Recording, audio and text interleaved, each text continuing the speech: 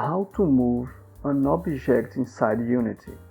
How can we use rigidbody, translate, acceleration, velocity?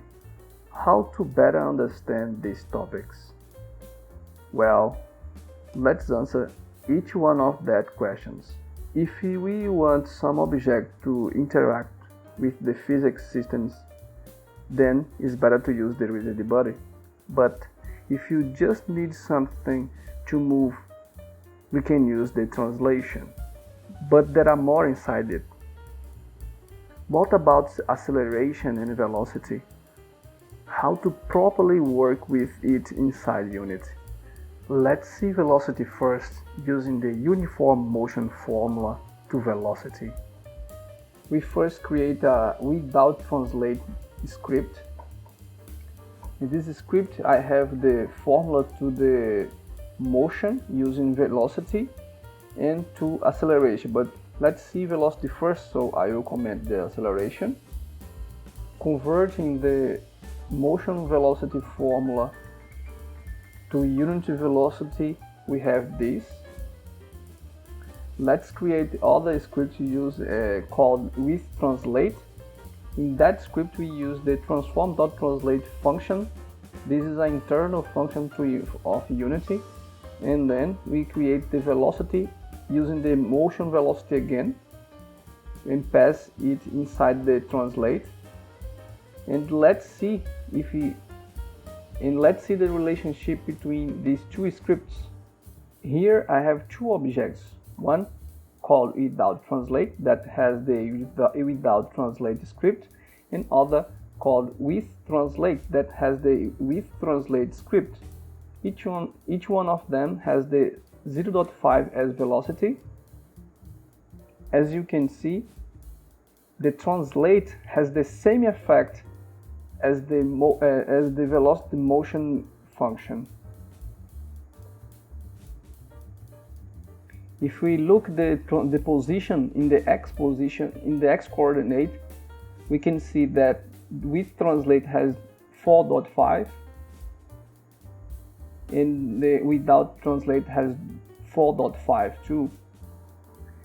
Now we know that transform.Translate is the same as the uniform motion formula.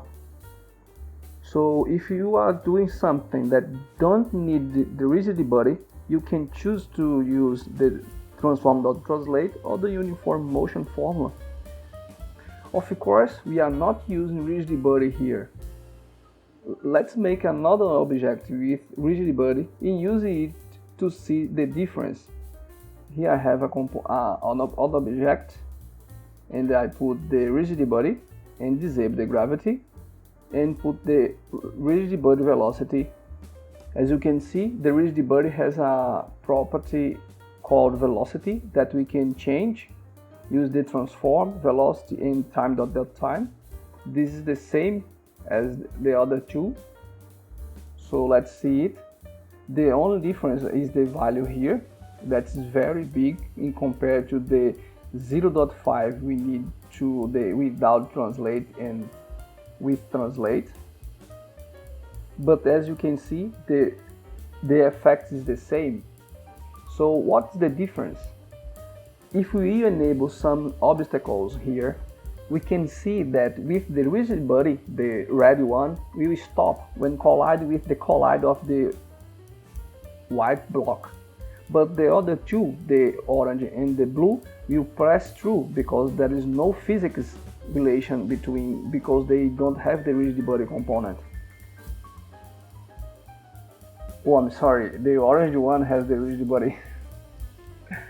So we can see that the difference between these three is just the rigidbody that can interact with the physics inside the units and tell when two objects is colliding. But we can put rigidbody as a component of the with and without translate, and we can have the same ability of detection. So I will add a rigidbody and disable gravity. But we don't need to use the fix update here because we are not using the rigidbody directly. It will be done by the unit by itself. So let's see. With translate, the blue one has the rigidbody now. The blue one uses the with translate script and has the rigidbody. So let's see what that means.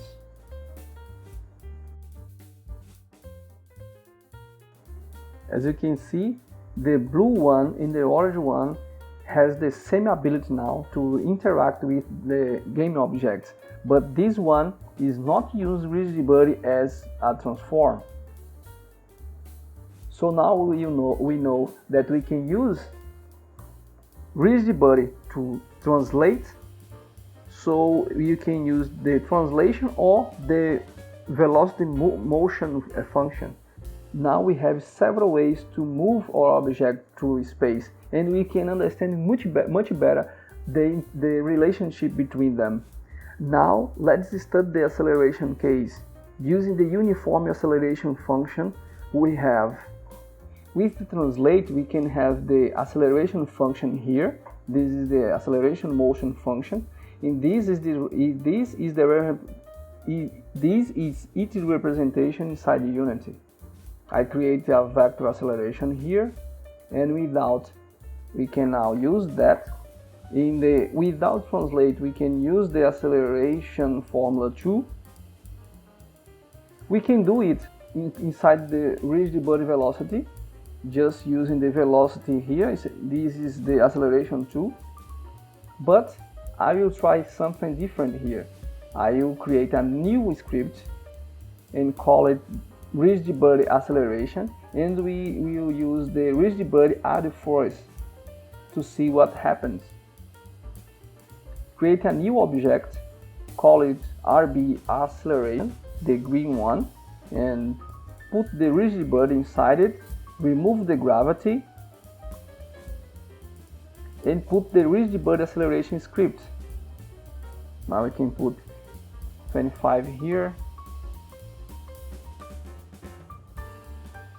As we don't have the rigidbody acceleration, in the rigidbody acceleration script we don't have control about the speed.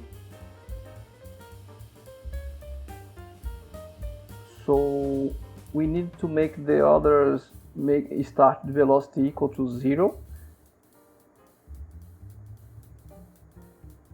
Then they will perform the same way with acceleration in the same velocity, and with the same acceleration they will have the same velocity. Of course, I will show you something interesting here. I will put the rigidbody in all the objects, remove gravity, and let's see what happens when they collide with the white cubes. As we can see, the red and blue cubes that use the translate and not rigidbody directly as the movement, they interact very different with the objects, having that strange movementation that make them fly away of the objects after some time. But the objects that use rigidbody stay in the same place, so we have more control over the objects that we use directly with rigidbody in the script. So we can see that all the 4 scripts using velocity motion, rigidbody, translation, and AddForce, they all have the same ability when we are treating the acceleration case. So we can use each one of them. We just need to be careful because I show you the thing about the rigidbody in the collider. Why to use the formulas like that? What is the benefit to use the motion, the formula for motion using acceleration? I will use the rigidbody velocity script as a demonstration why it's useful to use the acceleration formula and to control the object using the velocity here and the acceleration. Imagine that we have a car, so I isolate the orange one here that has the rigidbody velocity. Then I will put the velocity here in 25. Of course, we can put it at maximum speed, so it cannot go beyond some limitation, because some cars don't pass some limitation. And we can control the velocity using the acceleration. So we can start acceleration in 0, as a car will do. When acceleration is 0, the velocity of course is constant, but we can accelerate our object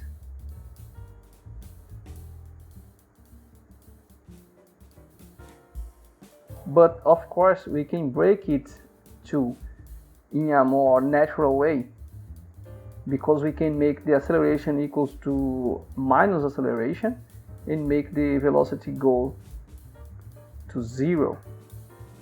Of course, we can put a limitation here that when the velocity is about when it gets in the 0, it stays in the 0 limitation between the maximum and the minimum, so it will not go to behind.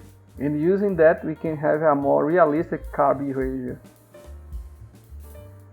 We get to the end of our vector velocity and acceleration adventure. We could understand better the relation between the physics motion formulas and the internal unit methods. We now know when to use the translate and rigidbody properly. I hope you learned something useful here. I would ask you to take a time and subscribe to the channel and give a like to the video. This helps immensely the channel growth and the next videos to find you again. I appreciate your help. Hope see you in the next video. Cheers!